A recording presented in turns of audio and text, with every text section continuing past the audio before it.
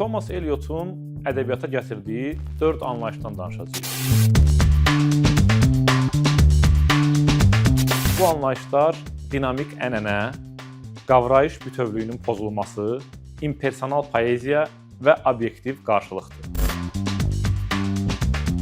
Dinamik ənənə anlayışını Eliot özünün məşhur Ənənə və fərdi istedad essesində istifadə edib.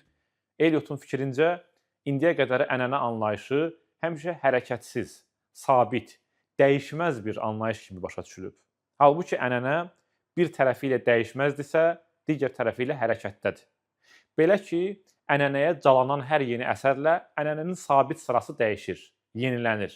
Yəni, ənənə də dinamika içindədir. Biz ona münasibət bildirəndə o hərəkətə gəlir.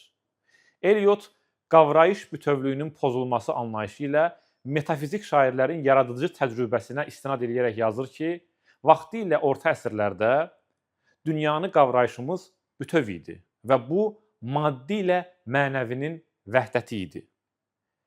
Hər şey harmonik vəziyyətdə idi. Biz hissi başa düşür, fikri hiss edə bilirdik. 17-ci əsrdən etibarən bu harmoniya dağılmağa başladı. İctimai proqres naminə bu vəhdəti itirmiş olduq. İmpersonal poeziya ilə bağlı Eliot yazırdı ki, şair öz şəxsi hisslərini birbaşa, çılpaq şəkildə oxucuya nəql etməməlidir. Onun personası arxa planda olmalıdır, yəni şəxssizləşməlidir. Eliot əksər şeirlərində başqa personajların maskası arxasından danışırdı. Obyektiv qarşılıq anlayışı isə biraz daha mürəkkəbdir. Fransız simvolistlərinin, xüsusilə Laforgun və Mallarmenin yaradıcılığını hər tərəfli analiz edən Eliot, obyektiv qarşılıq anlayışını formalaşdırmışdı. Mallarme deyirdi ki, şeir ideyalarla yox, sözlərlə yazılır.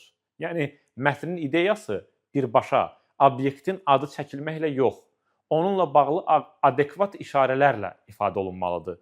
Birbaşa olanda effektin yarıdan çoxu heç olur. Xeyli mürəkkəb çalarları olan obyektiv qarşılıq anlayışını ən sadə şəkildə belə ifadə etmək olar.